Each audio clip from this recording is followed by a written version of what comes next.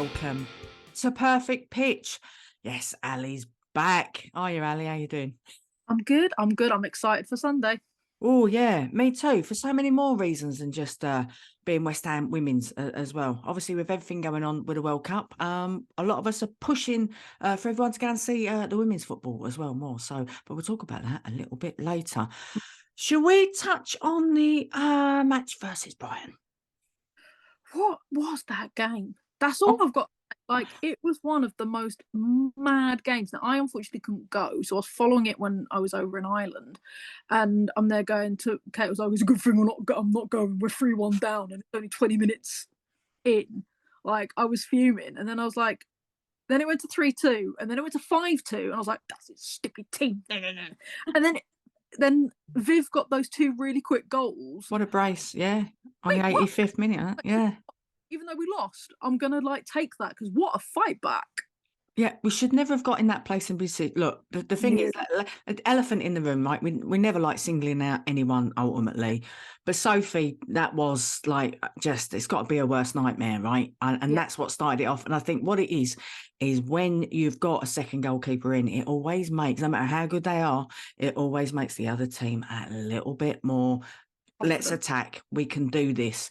And obviously, with things to prove, I mean, for me, watching it, I mean, I'm still exhausted from it, to be fair. But Danielle, Carter and Lee as well, the two pinpoint ones for me, they were like different players at Leicester. I couldn't believe what I was watching, to be fair.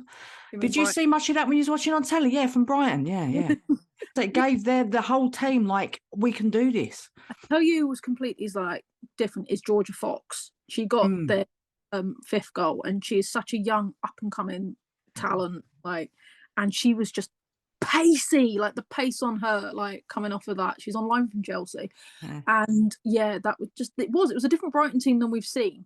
But it happens all the time when you get the new manager bounce. In the fact that well-respected Hope Powell's gone, and they've got to prove that. I think they've been coasting. I'm going to be honest, and Brighton fans don't hate me, but I think, but I've heard it from other Brighton fans, is they were coasting on the fact that there's only one relegation spot. And I think they were very convinced that it's going to be Reading or our opponents for this week, Leicester. So they were coasting, and then they got that battering from Spurs. And that sort of made them go, oh, we could be in the relegation mix. Yeah, I mean, it's not to do with Hope Powell as well, like you say, when the manager leaves as well. But just want to actually throw a little bit of respect out there for Hope Powell, because those have only just really started watching football. For us that have been watching it for a considerable more amount of time, she's an absolute legend. When I think of legends, I'm always thinking of Hope Powell. I just think her time had come there. I just think maybe it wasn't the way that Brighton should be playing as well. For the rest of the team as well, I know everything was unsettled there as well. With the Brighton players, when I'm talking to a lot of people, so I know a lot of things were bubbling under as well. So I think this is a great thing for Hope Powell, and it certainly looks like it's a brilliant thing as well for Brighton in the long run. But it was exhausting. It was exhausting to watch. And got to shout Lisa Evans. Oh my goodness. I'd love to see the mileage she did up and down that pitch, to be fair. Lisa's been one of our best players for a long time at the moment. She's got fully fit again, so she is energetic. She's, like I said, she's up and down that wing all the time. Her and Kirsty Smith, like the two Scottish powerhouses, are up and down that wing so much. And we're starting to get our flow. We are. I know this wasn't the great thing, but we are starting to get our flow. And it's still early in the season. Yeah, and we've not got a lot of depth in our squad still. We are a little bit light on the bench. I mean, we've got some of these kids that are just absolutely amazing. And Mel Phillips for me as well, another shout for her. Jeez, whoa, she was flying about all over the place again, But it's, I mean, like, so promising, as you say. But, okay, moving on, we're talking about manager bouncing, right? Willie Kirk. Has replaced Lydia Bedford as well, right? So could be another shocker for us, maybe, Al. Do you know what I mean? At the weekend at Brighton, it could be. And again, you mean Leicester. Keep getting your teams mixed the up. weekend light last, Brighton, is what I meant to say. It's been a long week, Al. I'm exhausted. I can't even string a sentence together. I can't even say sentence. Go on. Yeah, the thing is, we got caught out by Leicester with the new manager bounce last season, because when Lydia came in, I think, were like, oh, this is Leicester. They've been the league whipping boys all week, like all season. Oh, this is easy, beaten 4-0. Oh, this is like going to be a walk in the park. And we lost 3-0. And it was dire.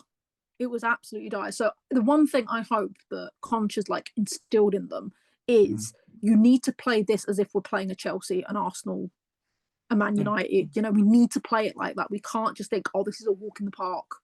No, every single game. That's what we need to just ensure the mentality is like that every single game is a cup game. That's the way I think we've got to look at it. And again, especially like with, I mean, I don't know how Mac's doing there. Do we know when she's back? Not yet. Still. See, to play without another goalie, to be fair, I was shouting behind me. I'm saying, Kate's going to get the only position she's not played since she's been at West Ham, which is the goalie.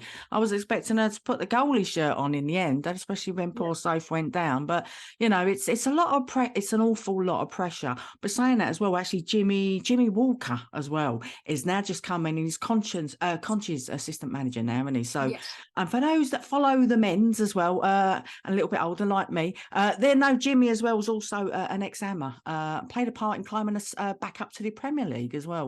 Back in the day, he was a goalkeeper as well, so that's a huge plus for us.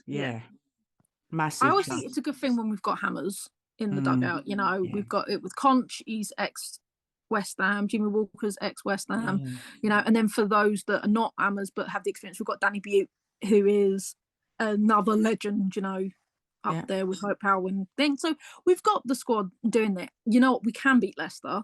I think we can break them down. So defensively, they've been all right. So they have lost a lot, but they've not lost by like masses. Like they've had very few like absolute blowouts. So they are hard to crack, but you can do them. Again, it's going to be down that wing. That's where we're going to like absolutely annihilate them.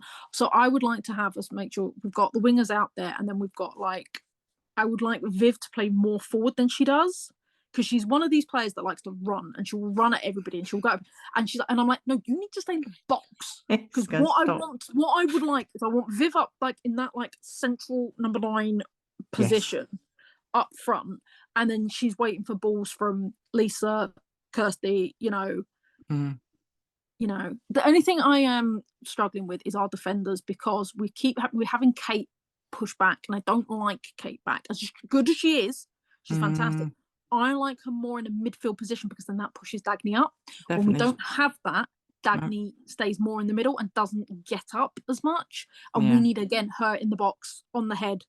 Definitely. It makes a massive difference. And I think Kate's happy where she is there as well. And it does make a massive difference in the team. Like you say, we need the height in the box, and we definitely Viv in the box without question. But what can we do with that when we've got, obviously, Parker injured and Sissoko out? What do we do with that? Do you know what I mean? So, I mean, obviously, we've got Abby Stringer as well. That's a bit of everything for us, fills in the gaps. Well, that's it. Start Abby. I mean, if you have to play Kate at the back, then you have Abby in midfield. I don't agree with Dagny in midfield. I just don't think. I know that is her position, but it's just she's not that playmaker number 6 within this squad. She's not. No. Within this squad, she's not. She's not the playmaker of number 6. Whereas Abby can be. Mel can be. We can have Phyllis in the middle and doing that stuff. So we have got those playmakers. So maybe a 2 up front, and you've got your playmaker number 6 in the middle, and then you've got like a false number 9 and a number 9. Yeah. I mean, I think everyone knows what we need to do now, to be fair. And it's just, but again, like last week, it was nice to see Viv get her brace and stuff like that as well. And, in the 3rd minute, we did come back from losing. But again, we shouldn't have been in that position in the first place, but we can still do that. So, and again, we're building up again. This is Conch's first season as well as manager. Do you know what I mean? They've got a new assistant manager already. Thank goodness they get on. I think they're already mates anyway, I believe. So, it does make a real difference with what's going on with the staff around you. It really does. Because obviously you've got Daniel Bowman as well there as well as the coach. So makes a massive difference. But so scores, Al. Hang on. Who are you going to look out for in Leicester? Sorry for the Leicester folks. Who would you say? Do you know what? They've got some really cracking players. They've signed a few from Birmingham last season, stuff like that. Always a big shout out is ex-Hammer Erin Simon, who is a defender. She's been amazing this season and has helped keep those score lines down. So it's going to be their defensive line is what you're going to have to look out for, because they haven't had many goal scoring opportunities this season. So I would say that their strikers, I think we can nullify, but it's going to be breaking down that defence. And Erin is a key component because we know what she can do, because we saw it when she played for us. And when she played for the Dash and Racing Lowville and all those things. So she's going to be really hard to crack. Yeah. And it's that defensive line. Really looking forward to saying hello again, as it was nice when we played Reading and Brooke was around, so we all gave Brooke a shout as well. There's only one Brooke, it was quite nice, and that's what I love about the West Ham fans as well there, they appreciate who's played in the past, and I'm sure Erin will get the same response there as well, and feel the love from the people that have watched them before, that understand, the history of the West Ham women as well. So you're absolutely right, Al. I think we're going to come back from this and we're going to do a 4-1, and that's terrible me saying that. I know. Sorry for any Leicester fans, but I think what it is, we've been working hard for this now. We were really taken by surprise, and we don't want that to happen again. And I think we've been working constantly hard for this, so I think it's going to come back with a 4-1. I think we will be able to break them down, and Dagny's head's going to have a lot to do with that as well. All right, I'm going to be a bit more conservative than you. Okay. I'm going to say 2-1. I still think we're going to win, and I still think we're going to concede. But I'll give it 2-1. All right, we'll go for that. So I'll buy the drinks if I lose. Yeah, if your bet comes through. Okay, but that's a nice cup of coffee then, maybe. Yeah. All right then, Al. But listen, well, we got who we got after that? It's the cup, isn't it? After that, it is. It's Conti Cup, Birmingham. Looking forward to that one. 3:00 kickoff as well the week after. But we'll have a little bit of chat in the next episode next week, and hopefully Zara can join us again.